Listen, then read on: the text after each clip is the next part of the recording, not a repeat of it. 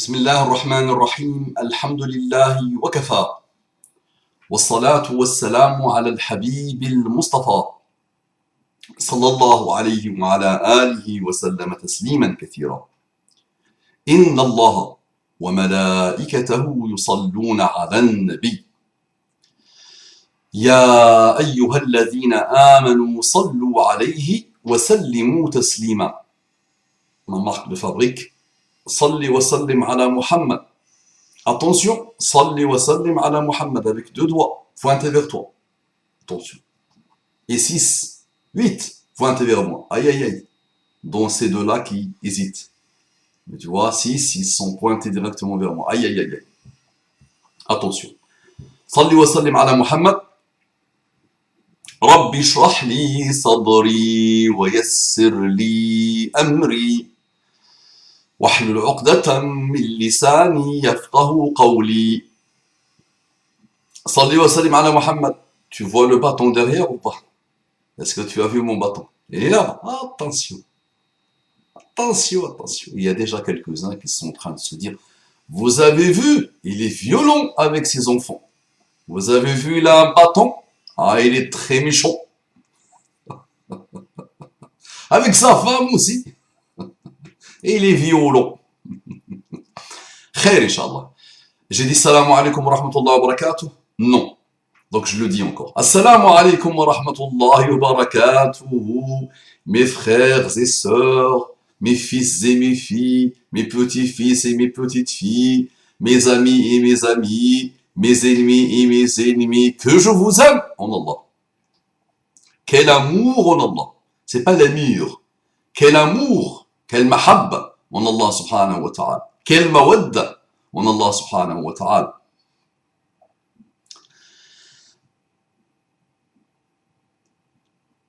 Attention. Mes frères et sœurs en humanité, en citoyenneté, en universalité, en les plus belles choses qui nous lient en tant qu'humains, en tant qu'homo sapiens, j'ai beaucoup d'affection pour vous. Beaucoup d'amour pour vous. J'apprends de vous, j'apprends avec vous. Et je demande à Allah subhanahu wa ta'ala de vous aider à vous remettre en cause et à vous interroger et à interroger le monde qui vous entoure. Si vous le faites, vous allez enfin, en tant que créature, reconnaître votre créateur. Vous avez besoin de votre créateur et la créature ne peut pas vivre sans son créateur. Ce n'est pas possible.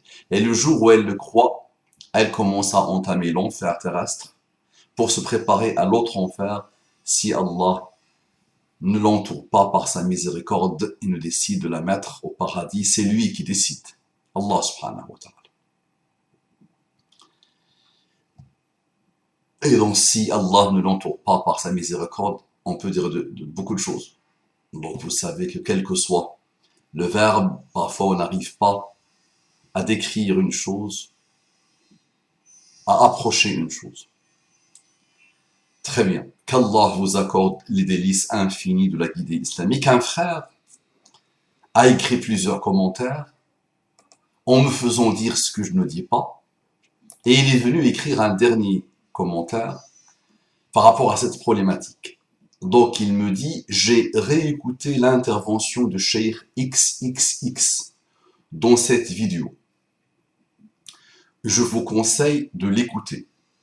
À un moment donné, le Cheikh évoque le hadith sur le martyr pour ceux qui ont rencontré des obstacles et n'ont pu se marier tout en s'aimant et meurent sans tomber dans le péché.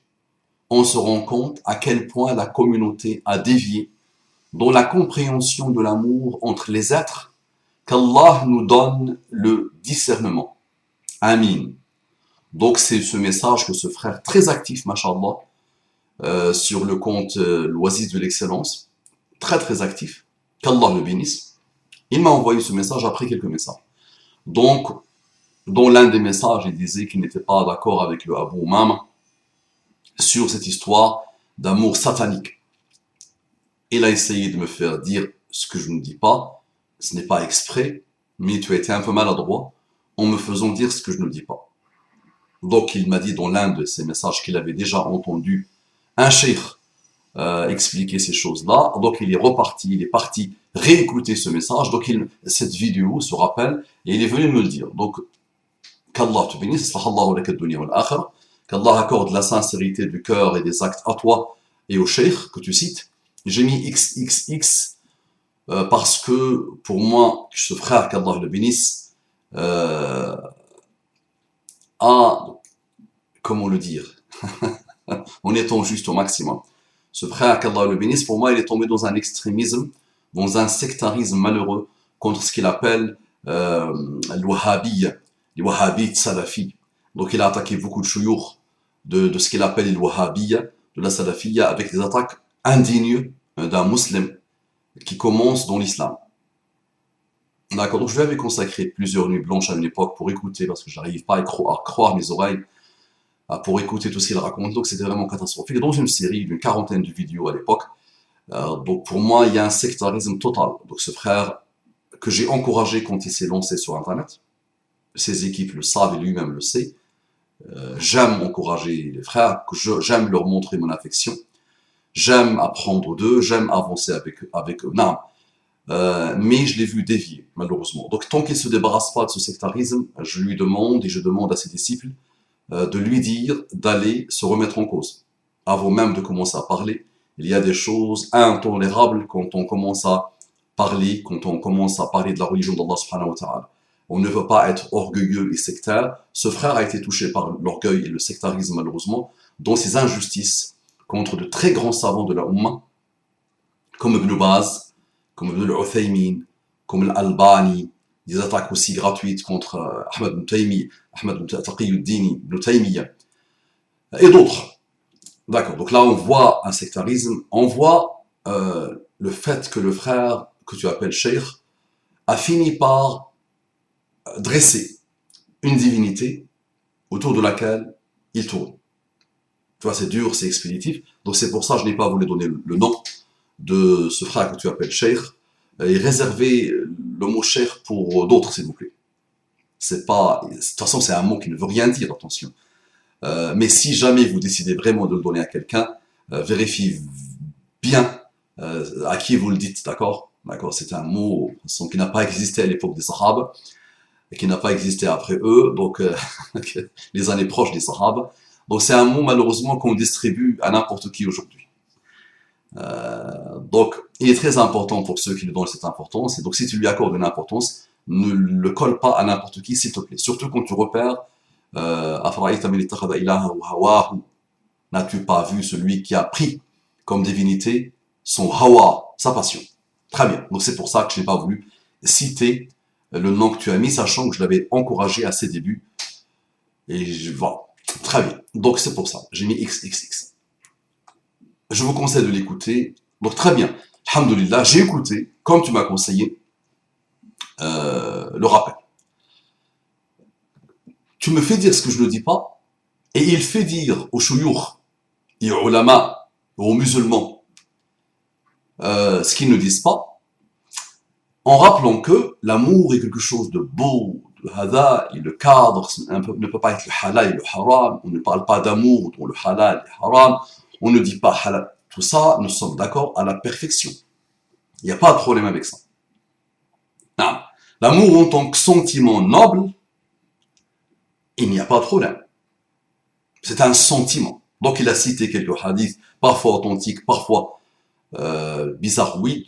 Il a aussi raconté des récits, parfois très très bizarroïdes, parfois. Mais, donc en disant que le mot aimer ne tombe pas dans le halal et dans le haram, il n'y a pas de problème. Il a répété aussi que tant qu'il n'a pas été transformé en acte blâmable, il n'y a pas le mot halal et haram. Non. Un homme aime une femme, il n'y a aucun problème. Il a aussi utilisé un hadith par lequel il a introduit son rappel. Al-arwah, un hadith authentique, parfaitement authentique. Al-arwah junudun mujannadatun, ma ta'arafa minha ikhtalafa, wa ma tanakara minha ikhtalafa. Il a essayé de lui donner une interprétation qui veut dire que c'est la compatibilité des âmes. L'amour et la compatibilité des âmes. Ce que moi j'appelle la compatibilité. D'accord? Avec humeur. La compatibilité. Avec humeur, attention. Euh, pourquoi pas? Pourquoi pas? Il a employé le mot amour. Il a vu le mot amour dans ce hadith qui dit al-arwah junudun mujannadatun. Donc, l'arwah, les âmes sont des soldats. Mujannada, engagés dans le métier de soldat, littéralement. Engagés dans cette chose de soldat. Ceux qui se reconnaissent, talaf, c'est-à-dire il y a cet attachement qui s'installe entre les âmes, qui se reconnaissent. Et ceux qui ne se reconnaissent pas, ceux qui expriment une répulsion, ils divergent. Ils ne sont pas dans i'talaf. Ils ne s'attachent pas, au contraire, il y a la divergence, la répulsion. Ce hadith, il n'a pas été expliqué par Muhammad sallallahu alayhi wa sallam, une explication claire, nette et précise. Donc il y a eu des interprétations de ce hadith. Quand on voit la vie de Muhammad sallallahu alayhi wa sallam, on peut comprendre ce que ce hadith veut dire. Donc il y a eu plusieurs interprétations de ce hadith. Donc le frère a pris il a essayé de l'interpréter lui-même, ou il a vu des interprétations par-ci par-là, où il a dit que c'est l'amour. Ce talaf veut dire l'amour. Et il a dit que c'est la compatibilité. Très bien. Compatible. Donc l'amour, c'est une certaine compatibilité. C'est même pas un sentiment, c'est une compatibilité. Pourquoi pas? Mais ça reste quand même un sentiment à la base. Souvent, nous avons pensé être compatibles avec des gens. Et on a découvert que plus incompatible que nous avec eux, il n'y a pas. N'est-ce pas? Plusieurs fois, nous avons pensé qu'on n'était pas compatible avec quelqu'un et on s'est rendu compte qu'on était très compatible. D'accord? Donc il y a tellement de cas, tellement de choses autour de vous que vous voyez que, au début, compatibilité totale, et rapidement, haine, guerre, justice, tribunaux, assassinats, faits divers, problématiques gravissimes. D'accord? Et parfois, on pense que, et ce hadith-là ne s'applique pas du tout sur l'homme et la femme, sur une relation entre l'homme et l'homme ou l'homme ou la femme. Hein. C'est un hadith qui ne spécifie pas. Il dit l'arwah junudun mujannadatun. Mais combien même, allez, appelons l'amour entre homme et femme, c'est autour de celui-là que l'intervention du frère tournait, et c'est autour de celui-là que le frère est venu me dire qu'il n'était pas d'accord avec moi. Qu'on soit d'accord ou pas, ce n'est pas le problème. D'accord? Ce n'est pas ça le problème. Il n'y a aucun problème. Que tu sois d'accord ou pas avec moi, ou que je sois d'accord ou pas avec toi. Au contraire, c'est enrichissant. Les désaccords sont enrichissants. Très bien. Maintenant, Habibi, les musulmans normalement, savants, fuqaha, muftoun, musulmans normaux, savent que le sentiment en lui-même n'est pas blâmable. Il ne se met pas dans le cercle de halal ou de haram. D'accord? Je donne un exemple simple pour que tu comprennes.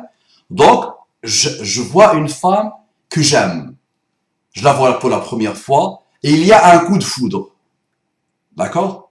Nos âmes se sont rappelées qu'ils se sont rencontrés quelque part avant même leur arrivée sur Terre et elle m'attire et je la veux pour moi comme épouse. Je la veux comme possession. Je veux la posséder comme épouse. Je pousse le raisonnement à l'extrême.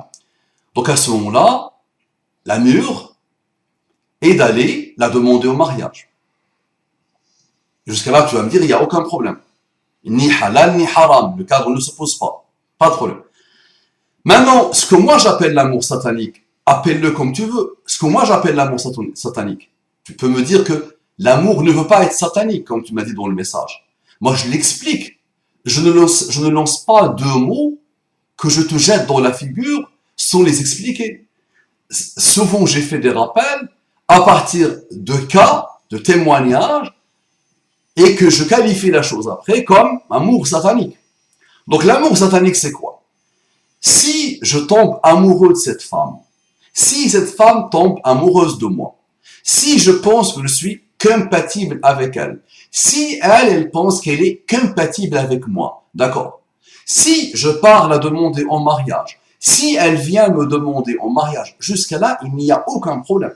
Ça n'entre pas dans le halal et le haram. Au contraire, plus beau que ça, tu meurs. C'est vraiment parfait, machallah. Plus sain que ça, tu meurs. C'est parfait. Maintenant, si je commence avec, grâce, à cause de cet amour, à faire des choses haram, donc à transformer la compatibilité ou l'amour que j'ai envers elle en acte haram, c'est là où le cadre intervient. Le cheikh le sait, donc ton cheikh le sait, les musulmans le savent. Il ne faut pas mépriser les fuqaha et les ulama, attention. Il ne faut pas, pour parfois nous tirer nous des fleurs, leur faire dire ce qu'ils ne disent pas, d'accord? Et comme ça, nous, on se donne une importance que nous n'avons pas souvent, subhanallah. Donc, ayons du respect pour les ulama, pour les fuqaha, il ne faut pas leur faire dire ce qu'ils ne disent pas. D'accord? Parfois, nous avons des cas par-ci, par-là. Non, c'est vrai. Nous avons parfois des gens très limités qui n'ont pas compris ce que c'est que l'ilm, ce que c'est que le savoir, ce que c'est que la vie de Muhammad sallallahu alayhi wa sallam, ce que c'est que les enseignements du Coran. Et parfois, il faut dire au texte ce qu'ils ne disent pas. Parfois, ils veulent être plus royalistes que le roi. Il y a ça. Mais présenter la chose comme je suis le seul qui a compris que le sentiment en lui-même peut ne pas être blâmable. Et les fuqaha, et les ulama, et les musulmans ont été injustes envers l'amour. C'est quand même malheureux, ça. D'accord? Donc, il faut, pour que tu vérifies ce que ton cheikh dit, bah, pose la question. On va voir quand la question a été posée à des ulama d'écoles différentes, d'accord? D'obédience différentes. Regarde leur réponse. Et tu verras une réponse qui est commune à tout le monde, qui est de dire que le sentiment en lui-même n'est pas blâmable. Ce qu'on fait avec le sentiment peut être blâmable. Laisser un sentiment qui peut être à la base satanique, et là, tu vois, je pousse le raisonnement, qui peut être à la base satanique, lui ouvrir les portes pour qu'il devienne encore plus satanique, peut être blâmable. Chacun se connaît. Non. Donc, je vais t'expliquer un peu ce que j'essaie de te dire. Le frère aussi a donné quelques récits authentiques. Donc, il a utilisé l'histoire de Barira et Mourif, sans trop l'expliquer, sans trop expliquer son contexte. Donc, il a voulu tirer de ça que l'amour n'a pas été quelque chose de normal à l'époque, ne posait pas de problème. Donc, revenons à l'histoire de Barira. Si tu repères quelques conférences que j'ai fait dans des mosquées qui ont été enregistrées, tu verras que j'ai parlé, moi, de ces histoires-là, comme n'importe quelle personne qui s'intéresse à l'amour en islam, entre l'homme et la femme. D'accord? N'importe qui peut citer. Alors, on commence toujours par trouver des choses dans la sunna de prophète Muhammad sallallahu alayhi wa sallam, dans la vie des sahaba. Non, il n'y a pas de problème. Donc, l'histoire de Mourith et Barira. Donc, Barira était marié avec le frère Mourith. Ils avaient même eu un enfant. À un moment donné, Barira a été libérée. Elle était esclave, les deux étaient esclaves. Donc, les deux étaient esclaves, d'accord? Et ils avaient eu un enfant. Et ils avaient une relation maritale, non? Et ils avaient eu un enfant. Et à un moment donné, Barira a été libérée. A été affranchie.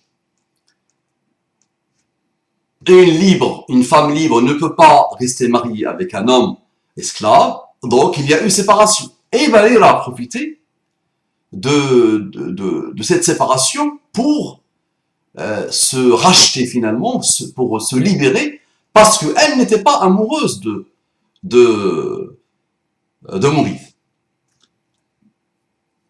L'histoire, le frère a raconté, attention. Globalement, il n'a pas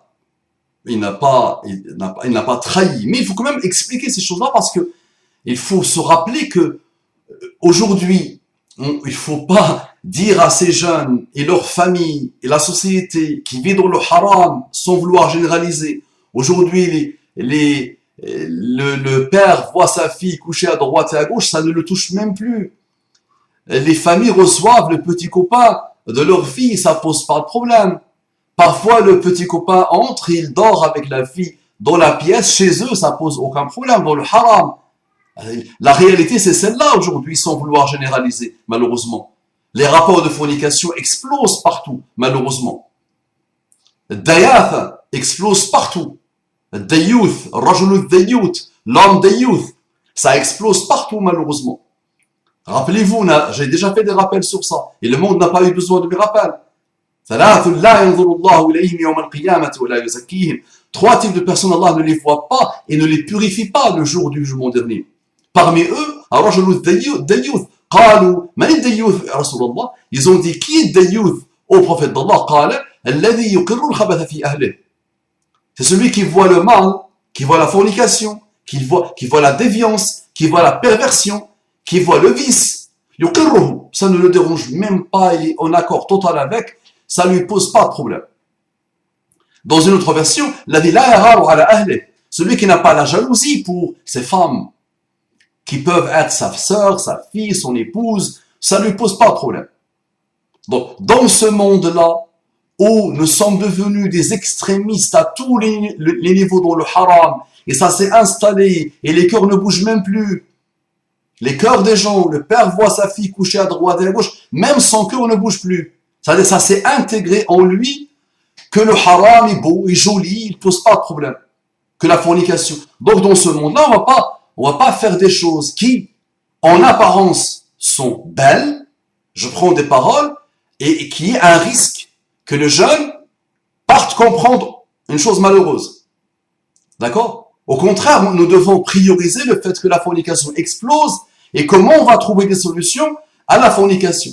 Puisqu'aujourd'hui, chacun de vous, je l'invite à voir autour de lui, il verra que ceux qui forniquent sont la règle dans son entourage, familial, amis, voisinage, partout, au bled et dans les pays non musulmans, la règle devient la fornication et la préservation et la chasteté, c'est ça qui devient l'exception malheureuse et qui doit même se justifier et que personne ne comprend.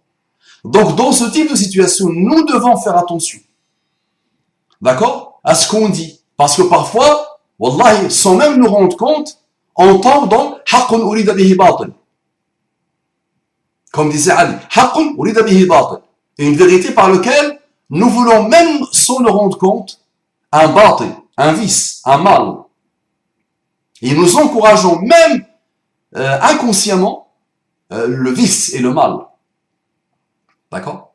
Donc Barira s'est affranchie. Elle n'avait pas d'amour finalement pour ce bonhomme, Mourith, et Mourith était amoureux d'elle. Ne pouvait pas comprendre comment il a partagé sa vie, il vivait avec elle maritalement, ils ont un enfant. Comment il a dû se séparer d'elle après son affranchissement à elle, et lui, il était resté esclave. Donc, il ne skypait pas avec elle le soir, il ne la fréquentait pas dans le haram, il ne tombait pas dans des choses mauvaises avec elle, au contraire, en public, devant tout le monde, parfois, il la suivait en public, pas en cachette, pour lui exprimer son amour et surtout pour lui dire « Reviens, j'aimerais bien te récupérer, reviens à moi, je veux bien continuer, je t'aime, je voudrais bien continuer ma vie avec toi. » Je le dis avec mes mots, mais c'est vrai, il exprimait un amour. Naam, ça y est, ça.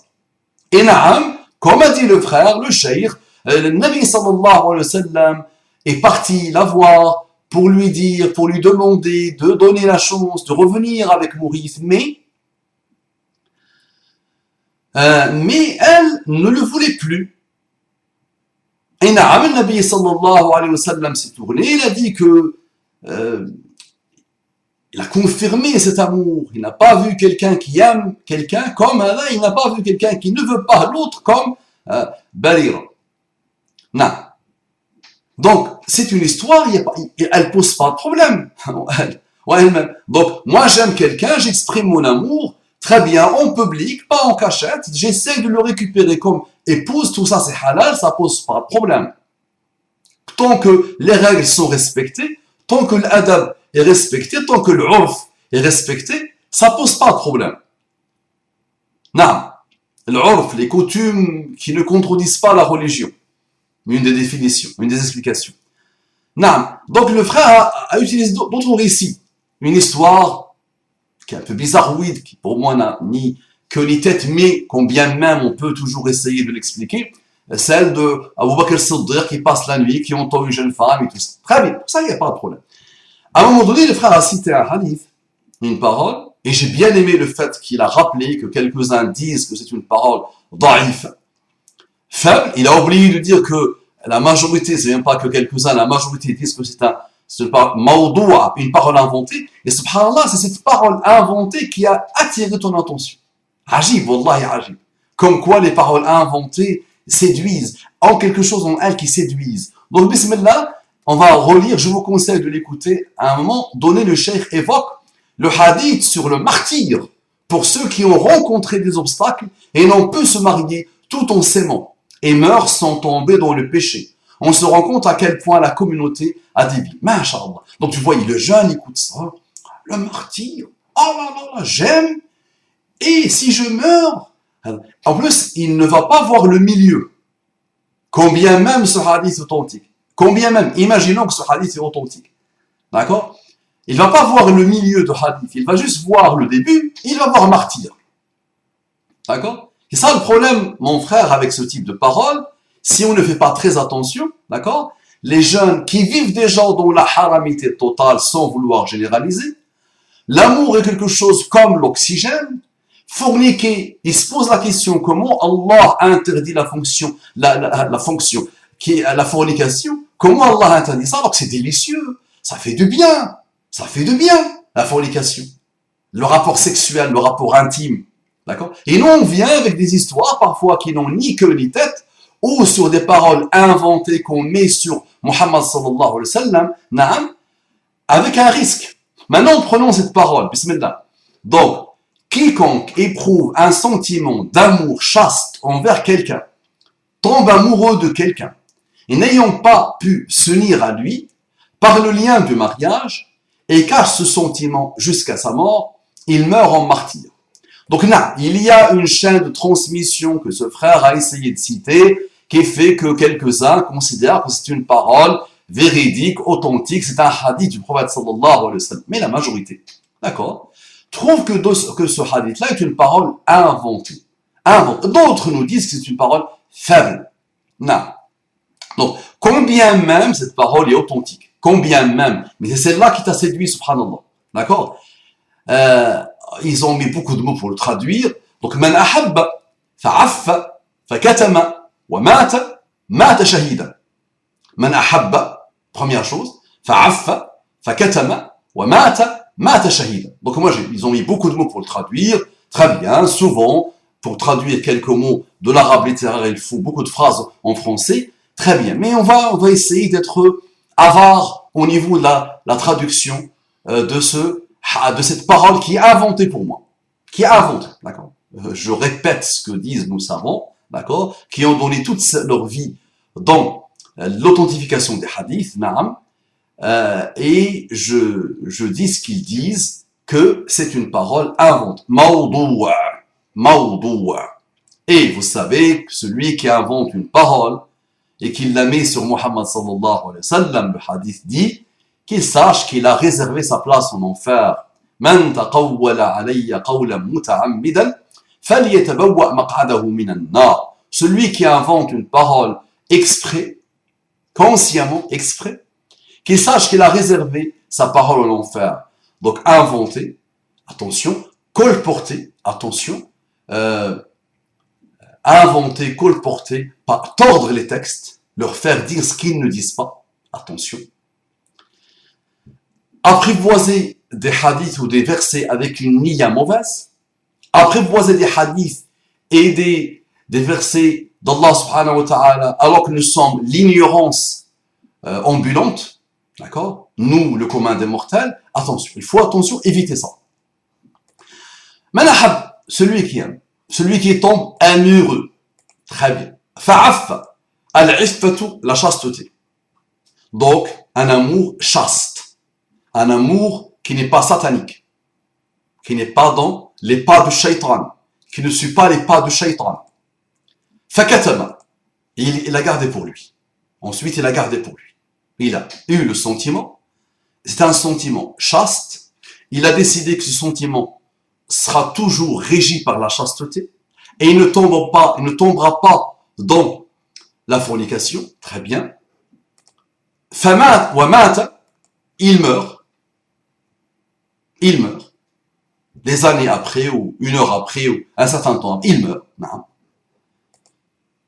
Mata shahida, il meurt martyr. C'est une parole inventée. Même s'il y a des gens qui disent, pour moi, très bien, j'ai le droit de dire que c'est une parole inventée, à partir du moment où les savants l'ont étudié, au niveau de son sanad et au niveau de son matan aussi, et ils ont décrété que c'était une parole à inventer. Inventer, c'est même pas faible. D'autres, quelques-uns, souvent quand on les analyse bien, quand on voit ce qu'ils valent, on voit qu'il y a des problèmes. Donc là, il y a quelqu'un qui a écrit un livre entier pour parler de ce hada, mais ce quelqu'un-là, il y a des choses qu'on peut dire sur lui. C'est pas le problème. C'est pas le problème. Et combien même la parole est véridique, la parole est authentique. D'accord? Il y a des gens qui ont dit que il y a des choses intéressantes dans cette parole. Très bien, pas de problème. Mais juste que le jeune voit bien. Ici, c'est une hadith, c'est une parole, c'est qui décrit une situation qui est quoi? Qui n'est pas satanique. Nous, on aimerait bien que les gens soient comme ça. Qui arrivent à dominer ce sentiment, cette compatibilité, à le garder dans l'âme, à le garder dans le cœur, à essayer de le rendre halal, et si ça ne marche pas, on passe à autre chose. Chacun de nous a une armada, a une infinité de sentiments en lui. Le musulman, qu'est-ce qu'il essaye de faire? Il essaye de dominer dans le juste milieu ses sentiments. On ne veut pas laisser libre cours à nos sentiments et dire ensuite que voilà, c'est un sentiment, c'est une compatibilité, c'est. Donc le sentiment en lui-même, on est d'accord tous. Il est resté au niveau de l'âme, au niveau de l'esprit, au niveau du cœur. Non. Maintenant, il y a Habibi, le sentiment en lui-même, le musulman aussi, doit essayer de le dompter. Sinon, mon frère, on tombe dans des pièges que l'histoire musulmane a connus. Tu sais bien, toi et ton cheikh, toi tu ne le sais pas encore, et ton cheikh le sait sûrement, que nous avons eu dans l'histoire musulmane des gens qui sont tombés amoureux d'hommes. Et là, je te dis, le sentiment, c'est un sentiment. Je suis tombé amoureux d'un homme. Nous avons des belles poésies malheureuses, d'accord, de gens sur l'amour d'homme. Un homme qui meurt, qui aime un homme, et qui tombe malade, et qui meurt suite à cet amour. Et il y en a. Le cheikh a dit, un jour, quand j'aurai le temps, je vais vous faire des doros, une série sur ceux, même les savants qui sont morts suite à l'amour. Mais dans l'histoire, on peut trouver tout et son contraire. Dans n'importe quelle histoire quelle qu'elle soit humaine, on peut trouver tout et n'importe quoi. Mais on ne bâtit pas l'équilibre et le juste milieu de cette religion avec des récits, même des plus grands savants. Parce que nous avons eu des chouyours, mon frère, je pense que ton cher le sait, qui sont tombés amoureux de quoi? D'enfants. Et c'est pour ça que les fuqaha sont partis jusqu'à Nadara. Nadara, quand tu regardes un enfant, parce qu'ils ont vu les dégâts. Même le regard, quand tu regardes un enfant, qu'est-ce que tu dois respecter? Alors tu peux dire, le regard est innocent, pourquoi aller voir le mal? Parce que des gens sont tombés dans tout et dans n'importe quoi. Avec ces sentiments-là, je laisse libre cours aux sentiments, à la compatibilité, et on tombe amoureux d'enfants. Et ça s'est produit. Hein? Malheureusement. D'accord? Donc il ne faut pas se dire, c'est un sentiment. Non. Il a cité le frère aussi le hadith de Muhammad sallallahu alayhi wa sallam, ou par rapport à son amour à Aïcha. Mais c'est par rapport à, c'est quoi ça? Pourquoi il l'a dit? C'est quand tu es polygame, n'est-ce pas? Tu es obligé d'avoir une justice totale dans le comportement que tu as avec tes épouses. N'est-ce pas? Ou tu dois au moins essayer d'évoluer vers une justice dans le comportement que tu as, le comportement visible que tes femmes peuvent repérer, voient, tu dois essayer d'être juste, te déployer pour être dans une justice totale. Muhammad sallallahu alayhi wa sallam, dans ce qui est apparent, affiché, il a tout fait pour être juste avec ses épouses. Mais au niveau du sentiment, il avait un sentiment pour Aïcha supérieur à ses autres épouses. Donc ça, c'est le sentiment. Donc, Naam, par rapport au sentiment, il a dit que ça, la yamliku an yusaytira alayhi, ne peut pas le dominer, pour que le même sentiment d'amour qu'il a pour Aïcha sera celui qu'il a pour les autres. Donc ça, il ne peut pas. Ça, c'est le sentiment. Il aimait ses épouses, mais Aïcha, il avait un peu plus d'amour pour elle. Donc, c'est dans ce cadre-là. Tu comprends? Maintenant, ne me fais pas dire ce que je ne dis pas. L'amour chaste, respectable, respectueux, normé, cadré par la crainte d'Allah subhanahu wa ta'ala, que tu essayes de transformer en mariage, en halal, il n'y a aucun problème. Mais les amours que j'ai cités moi, c'était les témoignages eux-mêmes confirmés. Et il fallait juste leur donner un nom. Je leur ai donné l'amour satanique parce que c'est Shaitan qui est derrière. Et c'est même pas de l'amour, c'est même pas de la compatibilité. C'est juste une pulsion de Shaitan. Donc, je dois apprendre à repérer ce type d'amour. Sinon, l'homme peut te dire demain, moi, j'aime un tel, et j'aime une telle, et j'aime une telle, et j'aime une telle, et j'aime une telle. Le sentiment, je me sens compatible avec celle-là, je me sens compatible avec celle-là, et je me sens compatible avec celle-là, et il viendra accoucher avec 12 000 femmes, comme le fameux producteur hollywoodien. 12 000 femmes. Parce qu'il va dire, celle-là est plus délicieuse à tel niveau, celle-là est plus délicieuse à tel niveau, celle-là est plus intéressante à tel niveau, et on passe nos vies à donner libre cours à nos sentiments.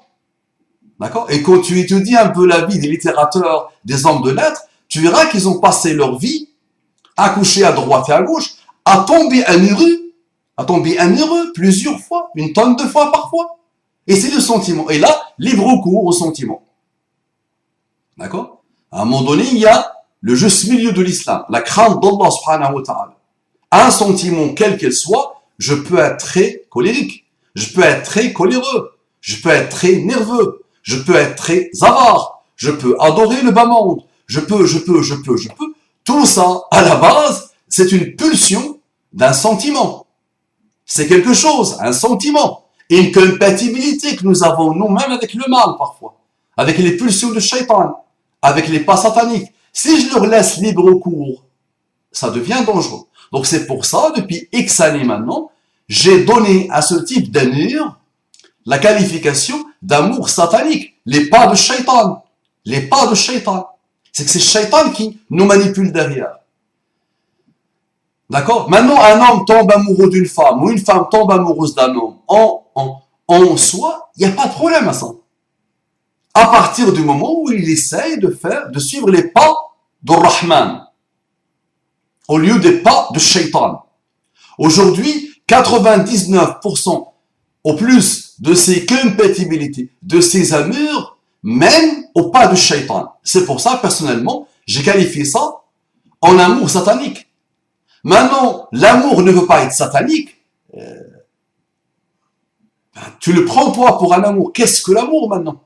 Tu me le définis par compatibilité. Qu'est-ce que être compatible?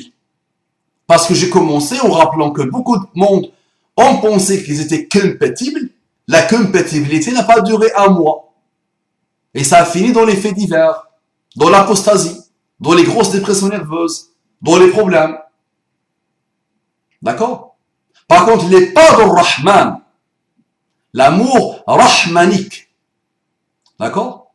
L'amour rahmanique, l'amour du juste milieu, l'amour de la crainte d'Allah, celui-là est noble et il est puissamment puissant. Il est phénoménal. D'accord? Il va toujours essayer de ne pas être injuste. Il va toujours éviter les pas de Shaitan. Et quand il y a à un moment donné nazrun min ash-shaytan, quand il y a des moments de faiblesse humaine, il va pas rester dedans. Il va se remettre en cause rapidement. Et là, c'est l'amour rahmanesque, ou rahmanek, ou rahmanik.